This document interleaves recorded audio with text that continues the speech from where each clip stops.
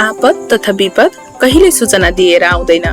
भूकम्प, बाढी, आगलागी वा अन्य विपदको समयमा केही मिनेटमै सुरक्षित स्थानतर्फ जानुपर्ने अवस्था आउन सक्छ। यस्तो बेला आवश्यक सामान खोज्न समय नहुन सक्छ। त्यसैले पहिले नै तयार पारेर राखिने झटपट झोला निकै उपयोगी हुन्छ। के हो त झटपट झोला? झटपट झोला प्रकोपको घटना भइहालेमा आफ्नो तथा परिवार र सकेसम्म छरछिमेकको सहयोगको लागि आवश्यक पर्ने सामग्री राखिएको त्यस्तो झोला जसलाई सजिलै भेटिने ठाउँमा राखिएको हुन्छ र प्रकोपको घटना भएको अवस्थामा बोकेर हिँड्न सकिन्छ। झटपट झोलामा के राख्ने त?